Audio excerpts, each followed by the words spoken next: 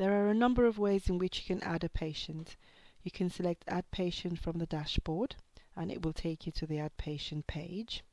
Otherwise, you could search for a patient if you're unsure if the patient exists in the system.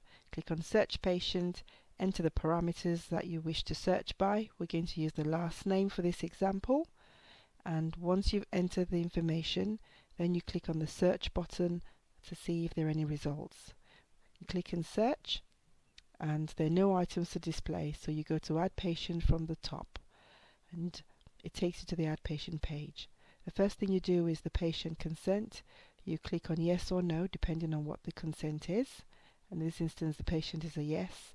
Put in the date that the consent was received on, and for this example we're using a date in 2014. Enter the details for the patient.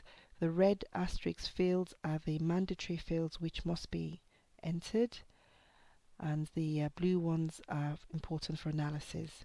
Now we're going to enter the NHS number, which will be correct, and you'll see that it will accept it. But if you put in an incorrect NHS number, then you will get an invalid message.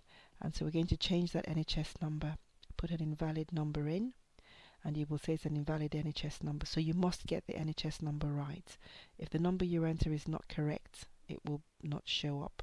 We've clicked and save, and you can see all the mandatory fields have said you've got to complete them before you can save the record. So we complete the NHS number, put the date of birth in for the patient, and then we're going to select the gender for the patient. Put the patient's postcode in, and then the email address. It's important you put an email address in, otherwise we will not be able to follow up a patient electronically or via the application. So we put the patient's email address in, and a GP postcode if you have one. That's not a mandatory field, but if you have it, it's useful to enter the information.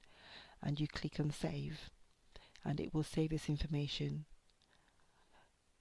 If you click on Next, it takes you to the occupational status page, which is the next thing we have to do. You have to do both the demographics and the occupational status for the patient. It defaults to the current date, so you select what it is and then you change the date to whatever date it is. You cannot use a future date. It can be a date in the past or the current date. So we're using the same date as the consent in this case, and you click and save, and the patient's demographic information has been created. And there you can see that that's been done. The occupational status is complete, and that's the patient's demographic. Once this is on the system, you can always search for the patient and you will find the patient's details. You can then go back to the dashboard by clicking on the icon there.